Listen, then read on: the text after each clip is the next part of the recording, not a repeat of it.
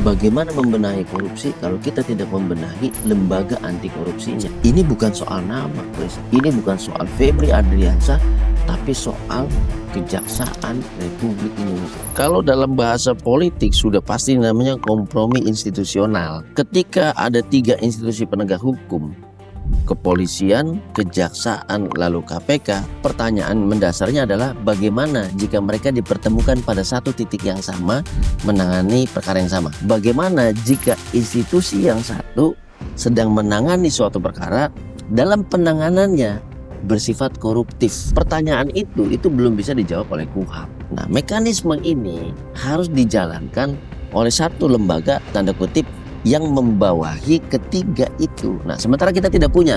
Siapa yang membawahi kepolisian, kejaksaan, dan KPK? Tidak ada. Hanya satu, yaitu lembaga kepresidenan. Disebutkan ini adalah Jiwasraya dan Asabri yang predikat crime-nya ditangani oleh Kejaksaan Agung. Dalam hal ini Jampitsus Febri Adriansyah sendiri. Maka bagaimana berkoordinasinya? Sedangkan tersangkanya adalah si pimpinan Jampitsus itu sendiri. Harusnya yang didorong KPK. Kalau KPK yang handle, tidak akan terjadi kebingungan seperti ini. Kalau ini sudah kisruh, gelap, bingung, yang hilang perkaranya. Sisanya tinggal nama. Bisa nggak ya kejaksaan bisa independen, bisa menyidik seseorang yang bintang 3 di lembaga itu? Seberapa bertaring nanti kejaksaan menyidik seseorang yang tinggi pangkatnya dari lembaganya sendiri? Mengenai jenjang struktural, sudah pasti ada kula nuwun, ketakutan, sungkan segan. Itu tidak dipungkiri. Kalau diberi judul kriminalisasi, Anda menolak mentah? Sangat menolak mentah-mentah. Apa yang didorong oleh Polda Metro Jaya bukan nama. Ini sudah tepat. Yang dia dorong objeknya, alat buktinya. Kita cek evidence-nya. Whoever the person is, whoever the suspect is, kita cek admissibility of the evidence-nya. Tugas dari penyidik saat ini adalah membangun pembuktian berupa indikator kausalitas. Ada alat bukti di situ, bagaimana alat bukti itu menjadi ada di situ. Nggak mungkin jalan kaki sendiri, mesen ojol sendiri nyampe sana, nggak mungkin. Berarti ada orang yang dibawa, apa alasan yang membawa, bagaimana komunikasinya. Dalam teori atau doktrin hukum pidana kita sebut yang namanya teori kausalitas pidana, yang kemudian bisa mengidentifikasi mens rea-nya apa, actus reus-nya apa, timbullah pertanggungjawaban pidana. Ini wajar TNI terlibat dalam pengamanan pada saat ada satu proses penegakan hukum yang dilakukan juga oleh lembaga penegak hukum, dalam ini adalah Kortas Tipikor. Publik malah melihatnya perang terbuka, bukan perang dingin lagi. Kemudian timbullah persepsi, saya bicara persepsi, tentara melindungi koruptor. Orang kasusnya aja belum selesai, stempelnya kena, jebret kena. Tetapi menempatkan tentara di ruang publik itu bukan sebuah jawaban, tapi justru merusak sistem demokrasi. Karena salah satu fondasi demokrasi adalah memastikan garis tegas antara militer dan sipil.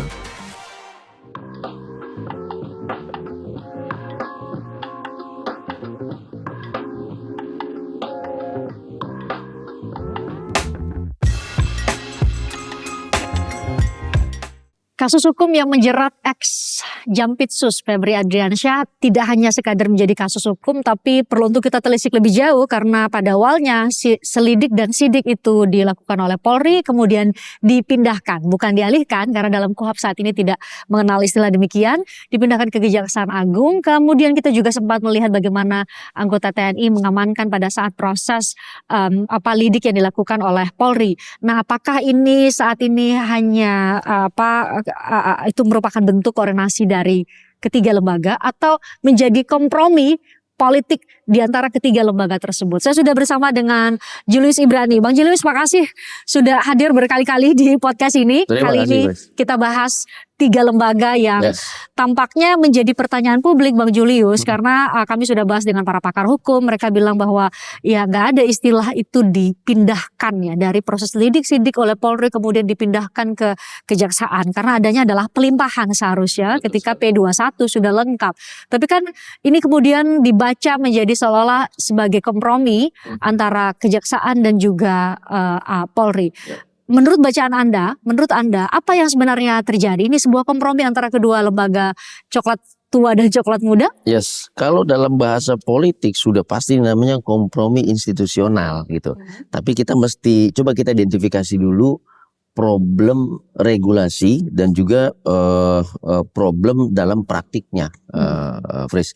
Pertama begini, ya, ketika ada 3 institusi penegak hukum, kepolisian, kejaksaan, lalu KPK yang memiliki kewenangan yang sama dengan indikator-indikator tertentu, maka pertanyaan mendasarnya adalah bagaimana jika mereka dipertemukan pada satu titik yang sama menangani perkara yang sama. Pertanyaan pertama.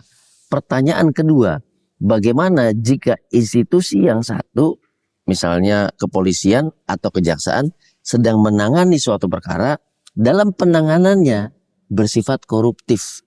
Ada alat bukti yang hilang, kemudian digelapkan, rekayasa dan segala macamnya, mengandung unsur korupsi sehingga institusi yang memiliki kewenangan trigger mekanisme untuk mengoreksi aparat penegak hukum yang existing berdasarkan konstitusi yang namanya polisi dan jaksa itu diperiksa oleh KPK sebagai trigger mekanisme. Pertanyaan itu belum bisa dijawab oleh KUHAP. Pertanyaan itu hanya bisa dijawab dengan mekanisme dalam bahasa politik tadi yang sebenarnya nuansanya menjadi sebuah metafor yang negatif gitu, adalah koordinasi dan supervisi. Nah, mekanisme ini harus dijalankan oleh satu lembaga tanda kutip yang membawahi ketiga itu. Nah, sementara kita tidak punya. Siapa yang membawahi kepolisian, kejaksaan dan KPK? Tidak ada. Hanya satu, yaitu lembaga kepresidenan. Kementerian koordinator itu tidak memiliki kewenangan demikian. Tapi usernya adalah kepresidenan. Yes. Nah, dalam hal ini, ketika terjadi saling silang, let's say, konkretnya saja, dalam kasus Jampitsus Febri Adriansyah, dalam penanganannya diduga terjadi korupsi yang mana alat buktinya berupa aset-aset dari penanganan kasus korupsi yang ditanganinya. Disebutkanlah oleh Polda Metro Jaya dalam konferensi persnya dalam kasus Jiwasraya dan Asabri dengan nilai sekitar 21 miliar dari total 30 miliar yang dikembalikan dan segala macam penjelasannya gitu, dikatakan bahwa kami tangani di sini dengan mekanisme TPPU karena kami fokus pada objeknya. Bagian itu sudah betul. Tapi pertanyaannya dalam teori atau doktrin hukum pidana, Pris, ketika kita bilang ada TPPU, fokusnya follow the money, makanya money-nya itu yang ditargetkan. Maka pertanyaan sebelum melanjutkan tadi bahasanya pelimpahan atau pemindahan, pengalihan atau pemindahan, what is the predicate crime of this money laundering crime? Ya, karena Kan TPPU gitu. tidak bisa berdiri sendiri dong Yes. tanpa korupsi. Nah, pertanyaan itu akhirnya sulit dijawab, Pris. Kenapa? Ketika disebutkan ini adalah Jiwasraya dan Asabri yang predicate crime-nya ditangani oleh Kejaksaan Agung, dalam hal ini Jampitsus Febri Adriansyah sendiri, maka bagaimana berkoordinasinya? Sedangkan tersangkanya adalah si pimpinan Jampitsus itu sendiri. Gitu. Bagaimana berkoordinasinya?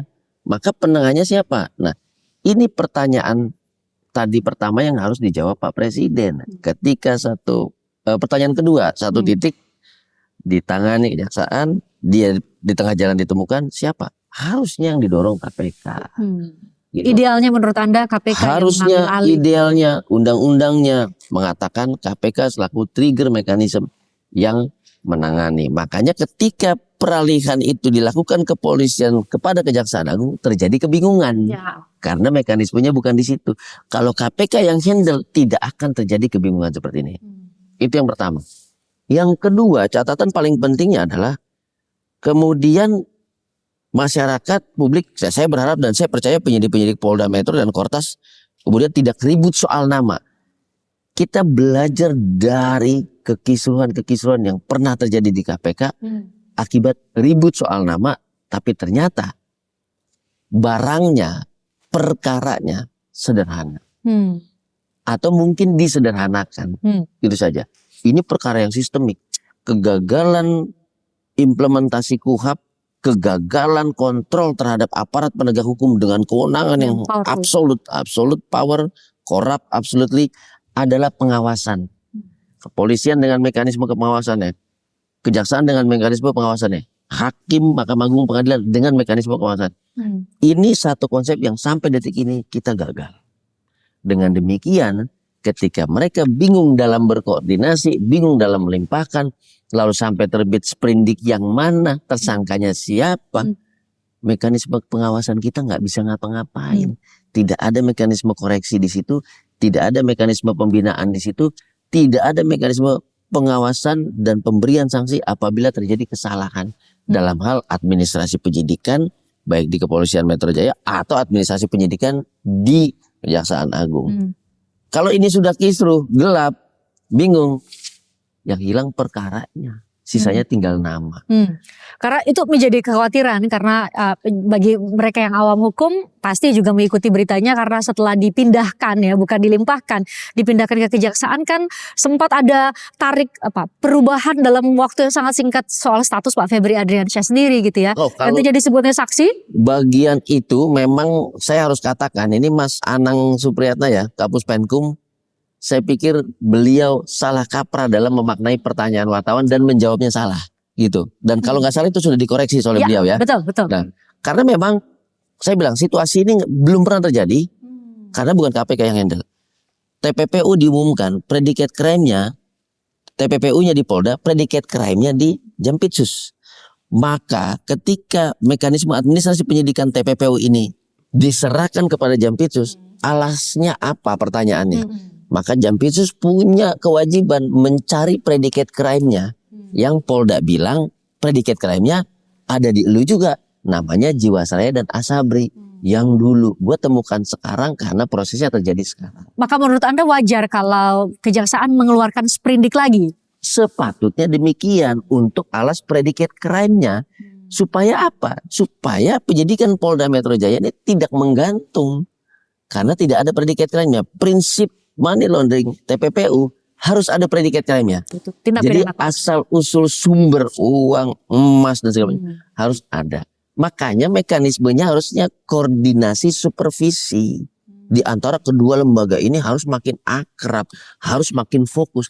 Ini bukan soal nama, Pres. Ini bukan soal Febri Adriansyah, tapi soal Kejaksaan Republik Indonesia. It's much bigger than that. Soal criminal justice system kita, sistem hukum acara pidana kita, sistem peradilan kita, dan terakhir paling penting yang jadi masalah paling besar di Indonesia salah satunya korupsi. Bagaimana membenahi korupsi kalau kita tidak membenahi lembaga anti korupsinya? Kepolisian dalam hal ini kejaksaan yang menjadi sorotan karena center of attention ada di Pak Febri Adriansyah selaku Jampitsus dan it's on him. Tapi kita jangan fokus ke situ. Fokus kita adalah Polda kita apresiasi, Kortas kita apresiasi, menemukan titik celah. Kejaksaan Agung harus membenahi tidak sendiri, bersama dengan kepolisian, bersama dengan KPK supaya rumusannya jelas, supaya KUHP kita, acara kita dalam pidana itu memberikan jawaban ke depan. Jangan-jangan ada Firly di KPK. Kita pernah belajar Firly. Selesai nggak Firly sampai sekarang, Pres? Masih bergantung statusnya sebagai tersangka. Firly juga diperiksa juga baik di Barreskrim Mabes Polri dan juga di Polda Metro Jaya. Bagaimana?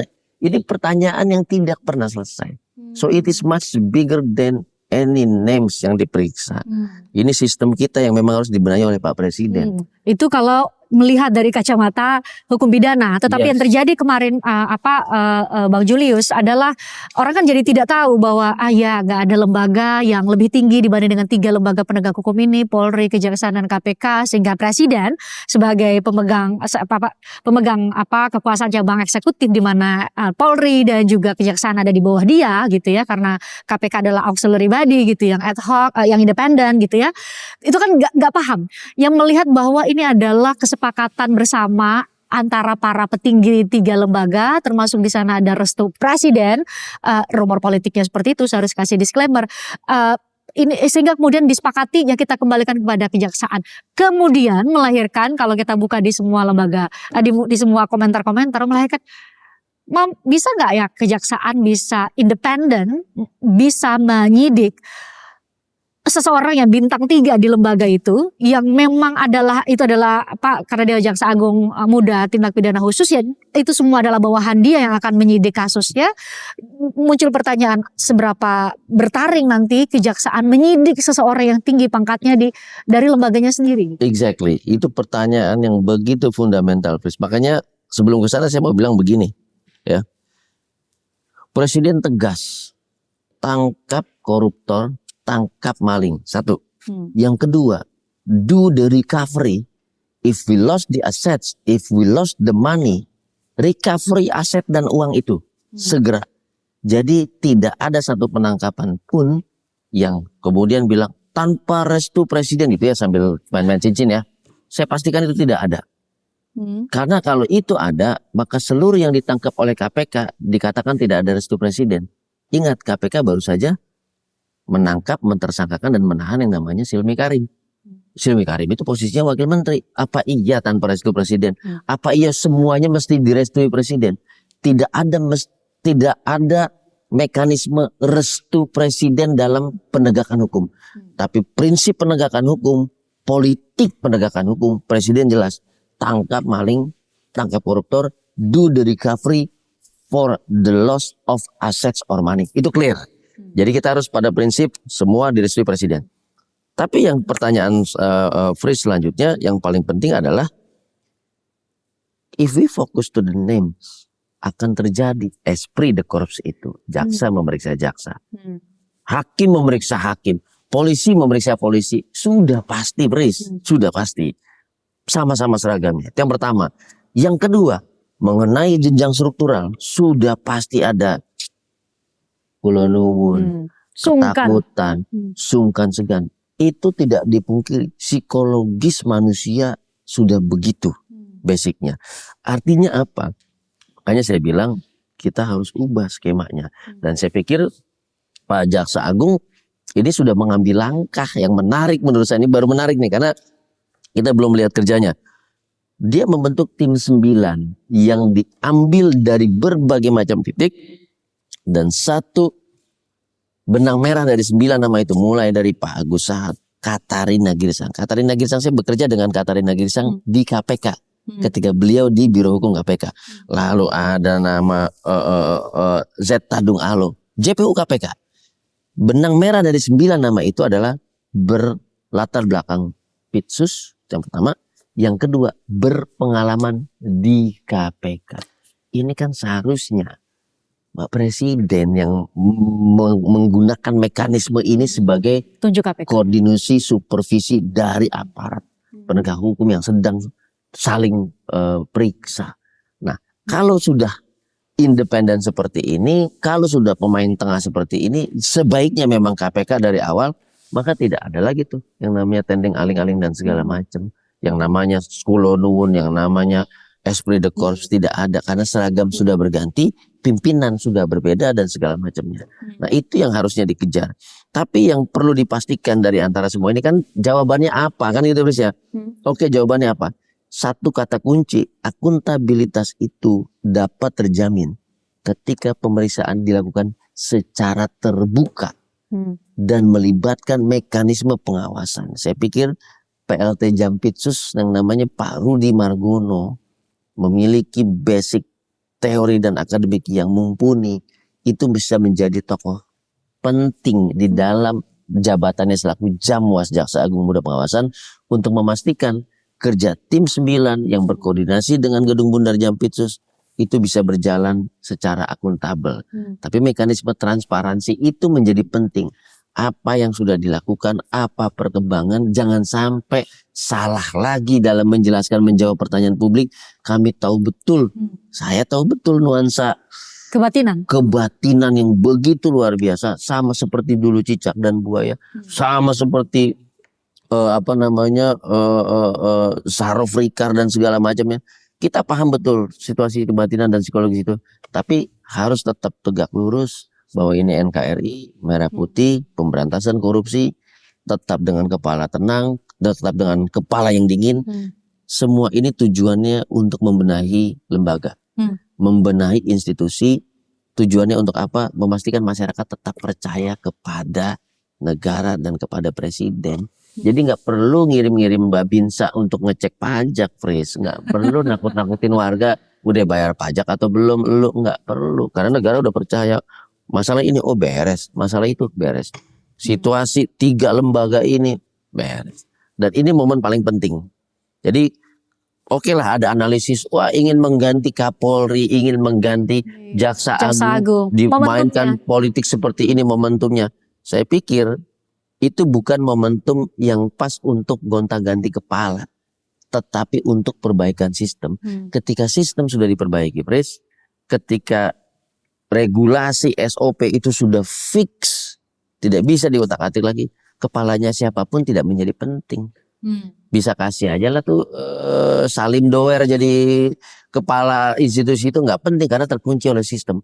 Sama seperti yang dulu kita bangun di KPK, Pres. Jadi siapapun pimpinan KPK, utamanya di jilid ketika itu jilid 2, jilid 3 itu nggak akan ada yang bisa bermain-main karena sebegitu menguncinya. Ya memang pasca 2019 revisi undang-undang KPK akhirnya diubah jadi Jokowi, sistem jadi lebih longgar gitu ya? Sangat longgar, hancur lebur, jadinya banyak sekali kasus yang gak jelas sampai sekarang. Kan gitu. Itu kata kunci, Pris. Not the names but the object sama institutional reform. Karena terlalu banyak nih sebuah kasus hukum, tadi saya buka di awal kasus Pak Febri Adriansyah ini kasus hukum yang anasir politiknya tuh sangat kental, karena saya yakin juga Bang Julius dan juga netizen pasti sudah mendengar bagaimana rumor politiknya menarik jauh ke ini adalah pertarungan antara Pak Jokowi. Pak Jokowi adalah mantan presiden yang masih disebutkan masih berusaha untuk bisa punya kaki dan tangan di semua lembaga penegak hukum. Rumor politiknya seperti itu. Ini antar pertarungan dengan presiden saat ini, yaitu Pak Prabowo, yang tadi Anda sebutkan bahwa Hotman Paris sebagai pengacara Febri Adriansyah bilang bahwa ini adalah kesayangan Pak Presiden Prabowo, bahkan sudah ditemui dan disiapkan untuk menjadi Jaksa Agung, dan kemudian ada operasi untuk membatalkannya. Ini kan anasir politik yang tidak bisa juga diabaikan karena ini terlanjur viral dan banyak beredar di ruang publik kita, Bang Julius. Ya basically Pak Prabowo itu seorang yang penyayang, sama kucing aja beliau sayang, ya kan? Bobby Kertanegara, ya kan namanya kan. Jadi kenapa kemudian diskursus politik ini hadir? Padahal basicnya adalah bagaimana pemberantasan korupsi memiliki celah untuk korupsi juga, dan ini yang paling sistemik, paling fundamental. Karena jabatan-jabatan seperti Kapolri, jabatan Jaksa Agung, jabatan Ketua Mahkamah Agung, jabatan Ketua KPK, ini kemudian dipolitisasi, baik di proses tahapan seleksi ataupun di Komisi 3 DPR RI. Perdebatan soal usia pensiun lembaga apapun itu tidak akan bikin seorang aktivis, komentator, ya, akademisi konsisten dengan prinsip merit systemnya ketika umur dibatasi, gitu ya. Kalau kita bilang merit system, maka basisnya bukan umur, basisnya adalah kapasitas dan kompetensi, performa baik, kinerja baik, integritas tinggi, berapapun usianya, jalankan itu, kan gitu ya. Kalau kita bilang posisi ini politik, jelas karena dipilih lewat mekanisme politik di Komisi 3 DPR RI. Tetapi ini kemudian seringkali dianggap bahwa substansinya sebetulnya hanya mainan saja, tidak penting. Kemudian ini cuma percaturan politik, bahwa warisan politik Pak Jokowi lewat jabatan Kapolri, lewat jabatan Jaksa Agung, lewat jabatan Ketua KPK, Kortas dan segala macamnya, ini masih ditinggalkan dan kemudian mengunci Presiden Prabowo untuk tidak berbuat apapun dan masih menjalankan perintah Jokowi. Saya pikir ini dongeng yang luar biasa, dramaturgi yang mirip-mirip film-film Korea begitu ya. Saya pikir, saya tahu apa yang mereka kerjakan day to day. Saya kenal dengan mereka dan saya pastikan komando-komando politik itu tidak akan bisa dilaksanakan kalau substansinya tidak ada. Kalau perkaranya tidak ada, kalau case-nya nggak ada, kalau alat buktinya tidak ada, jadi tidak ada yang bisa direkayasa hanya dengan perintah politik. Pasti ada alat buktinya. So it's just a matter of moments of time. Apakah karena diperintahkan atau karena tidak diperintahkan atau karena ketangkap basah? The fact is the case is there, was there already there. Itu aja Jadi prinsipnya. kalau diberi judul kriminalisasi Anda menolak mentah? Sangat menolak mentah-mentah. Jadi apa yang kemudian didorong oleh Kortas Tipikor Mabes Polri, apa yang didorong oleh Polda Metro Jaya, bukan nama. Ini sudah tepat. Yang dia dorong objeknya, alat buktinya. Dan ini prinsip dasar dalam sistem pembuktian di criminal justice system, yaitu di admissibility of the evidence. Kita cek evidence-nya. Whoever the person is, whoever the suspect is, kita cek admissibility of the evidence-nya. Ketika dia angkat evidence-nya, okay, let's examine the evidence. Gitu, baru kita periksa saksi-saksinya, keterangan-keterangannya, dan segala macamnya yang kondisi psikologisnya bisa dipengaruhi oleh sesuatu apapun. Dia bisa berbohong, dia bisa menyembunyikan, dia bisa jujur, gitu kan. Keterangan apapun mesti diambil, mesti diketik, dan mesti ditandatangani. Tapi once we got the evidence, ada uang, ada emas, who's going to tell us that emas itu ada sertifikatnya enggak? Diuji keasliannya. Kalau emas itu asli, tidak ada sertifikatnya. That's dari mana? illegal. Lalu si pejabat itu memiliki pendapatan yang wajar enggak dengan seluruh yang ada di sana? Lihat pasal 20 UNCAC, Konvensi tentang Anti Korupsi, Konvensi PBB, tentang illicit enrichment, harta kekayaan yang diperoleh melalui cara yang tidak wajar, sumber yang tidak wajar. Di Eropa, di Amerika itu sudah dikriminalisasi, sudah pasti di penjara itu. Nah, ini yang makanya menarik.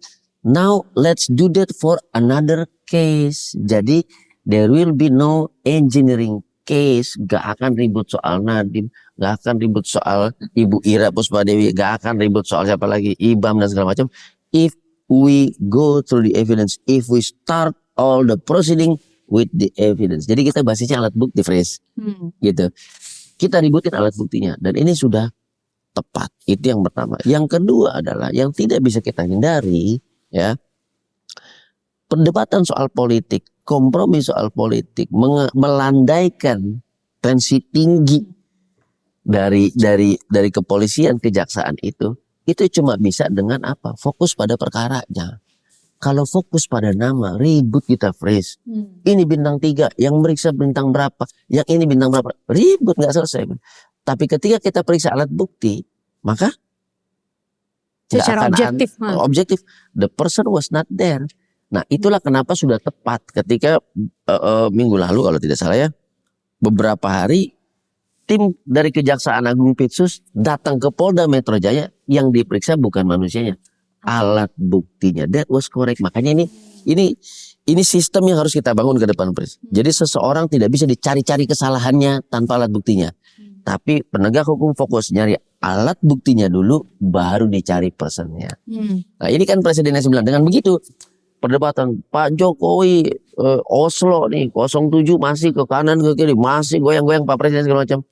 Dia saja masih sibuk dengan safari politik partai gajahnya itu.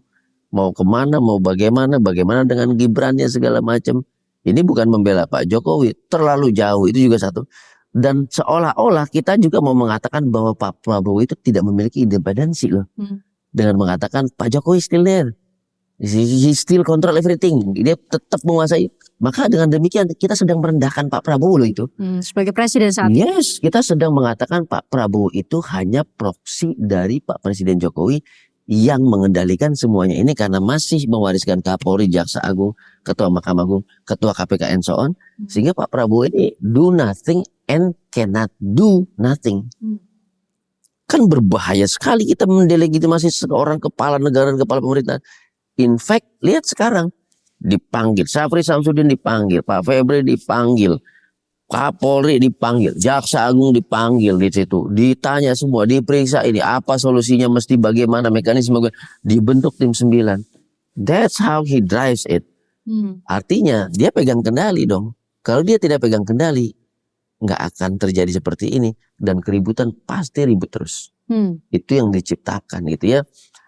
let's say ya 11-12 dengan kasus ijazah palsu gitu. Yang kita lihat ributnya terus tiap hari. Ijazahnya kita nggak pernah lihat, Fris.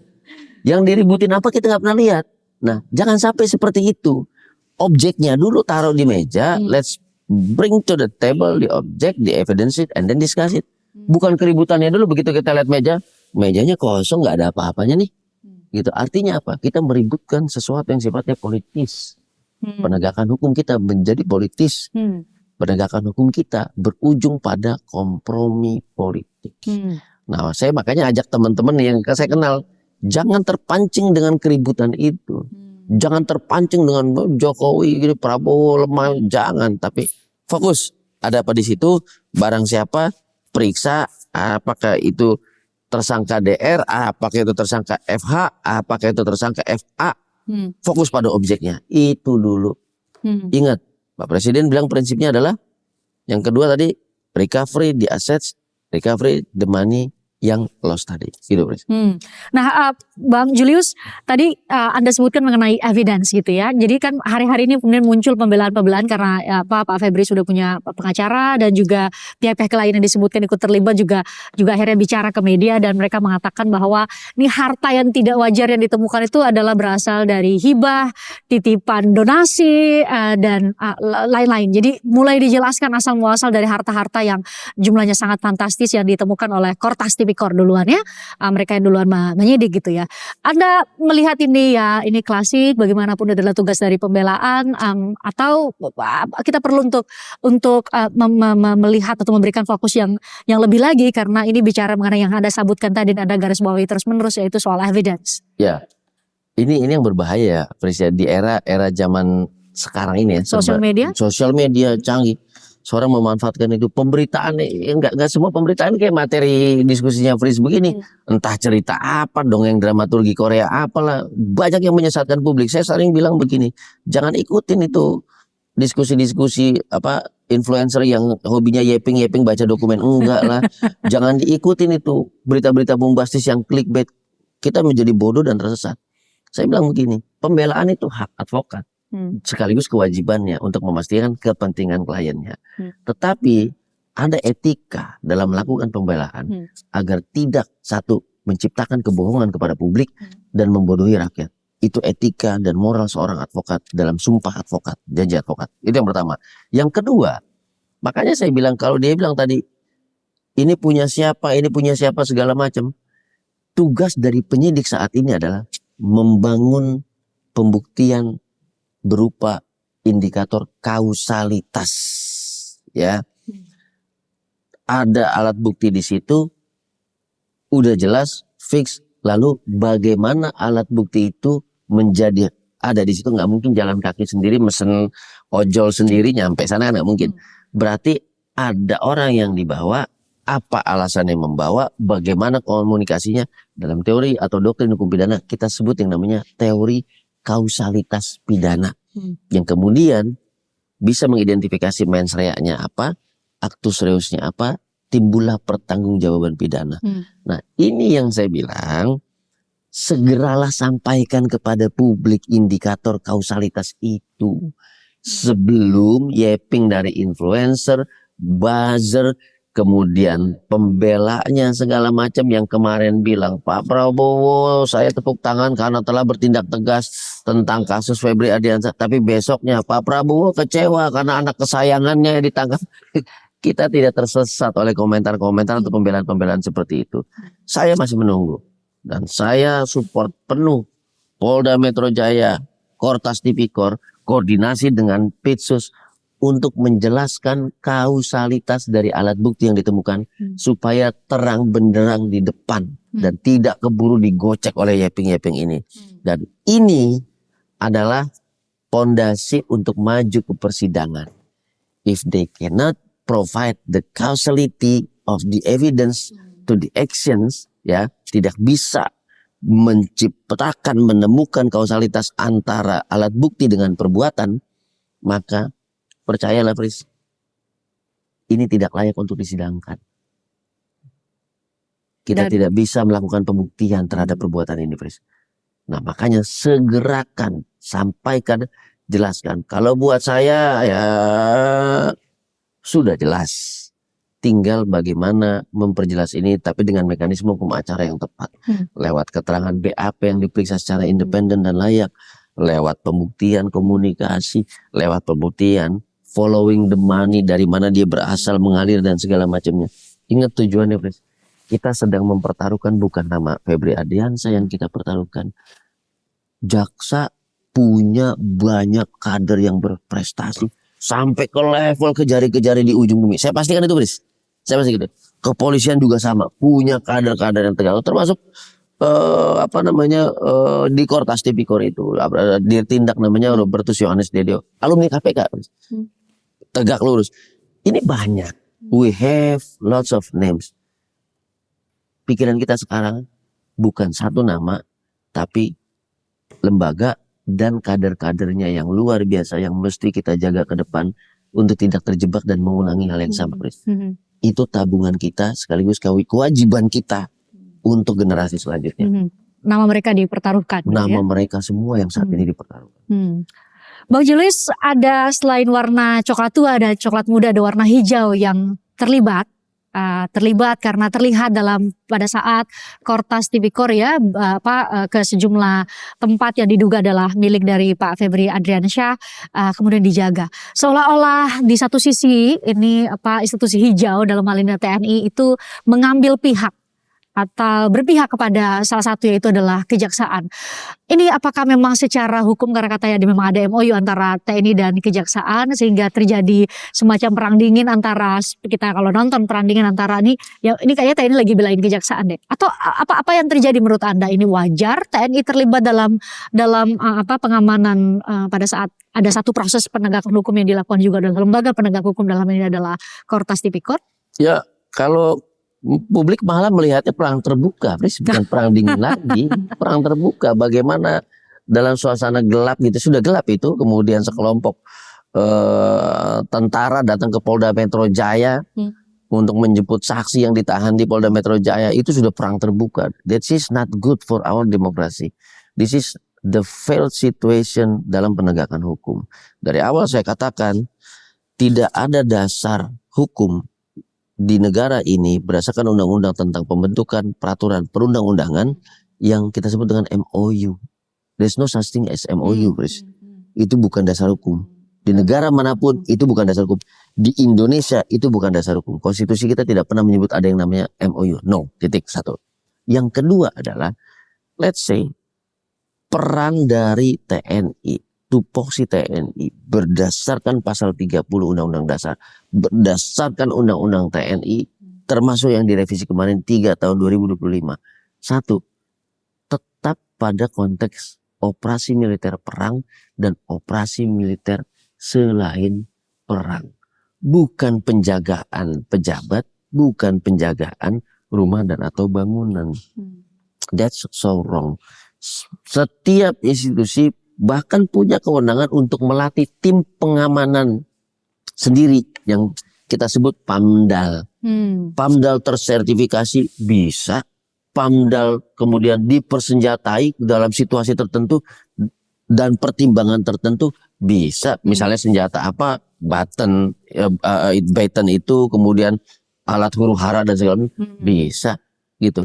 Tetapi menempatkan tentara di ruang publik itu bukan sebuah jawaban, tapi justru merusak sistem demokrasi. Karena salah satu fondasi demokrasi adalah memastikan garis tegas antara militer dan sipil. Di sini terjadi normalisasi. Hal ini kami pernah sampaikan, Pres. Ingat, yang duluan itu adalah Mahkamah Agung, Pres. Mahkamah Agung dulu kemudian bekerja sama dengan TNI, menempatkan anggota TNI, karena ketika itu Kejaksaan Agung rajin betul menangkap hakim sesuai dengan peristiwanya, bukan direkayasa, dan itu Pak Febri Jampitsus gitu ya.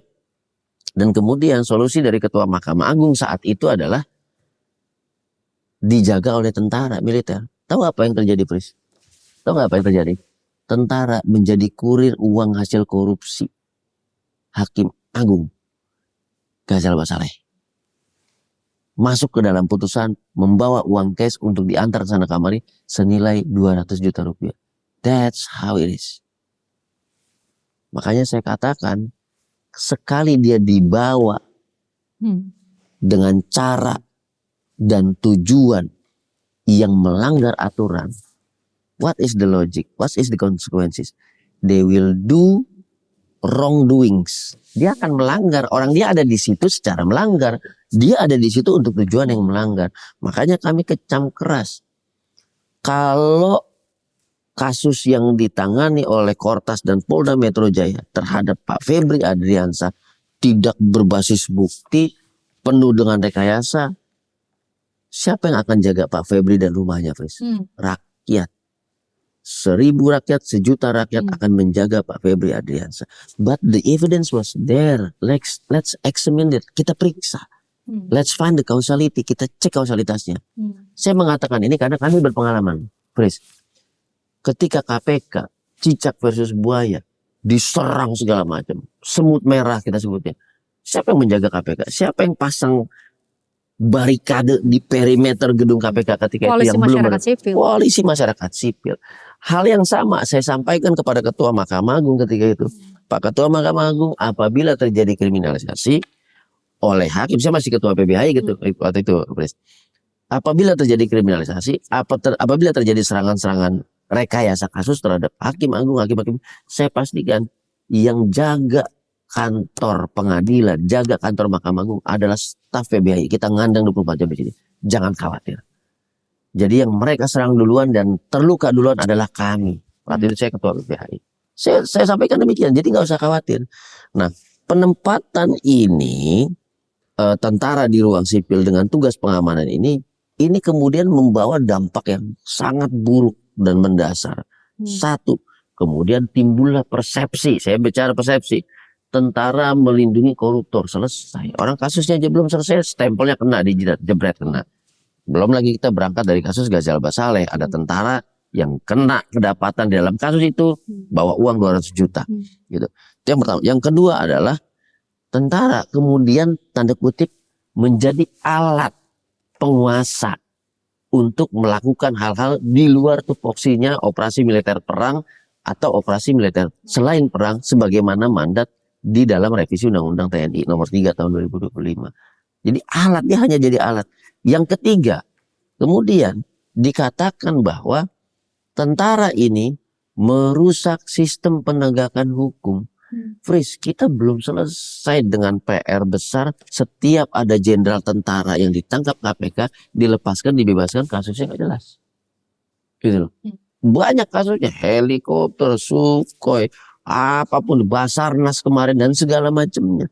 Sementara tentara bukan nggak korupsi, Fris. Lihat kasus satelit orbit berapa puluh juta US dollar yang sedang diperiksa oleh Kejaksaan Agung saat ini dan kemudian sebagian besar sudah sidang. Kan artinya apa? 3 hal ini membuat masyarakat memusuhi tentara, membuat masyarakat bilang bahwa next time lo kalau mau melanggar hukum minta tentara untuk jaga. Ini sangat fatal. Ingat ya, di pundak tentara nempel yang namanya kedaulatan. Jadi ketika si tentara jaga rumah koruptor, tentara jadi alatnya koruptor, tentara dipakai untuk ngancam sana sini, maka kedaulatan kita, kedaulatan negara Republik Indonesia yang sedang dihancur leburkan di situ. Kami kecam keras, kami bilang cabut MOU itu, perintahkan kami rakyat untuk menjaga Kejaksaan Agung apabila dalam penegakan hukum yang tegak lurus Kejaksaan Agung diganggu oleh pihak siapapun.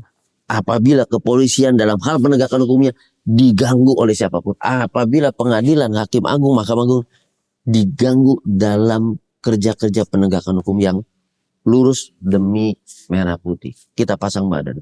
Kan begitu. Bolehnya TNI masuk untuk mengelola atau menjadi bagian dari KDMP. Bentuk paling berbahaya apa yang bisa kita bayangkan? Ketika ada lembaga palu gada, maka kita pastikan demokrasi tidak ada, checks and balances tidak ada, penindakan tidak ada. TNI sekarang sudah jadi lembaga palu gada menurut Anda? Yes, absolutely yes. Ketika lembaga ini menjadi palu gada, maka pertanyaannya, apakah dia bisa bekerja?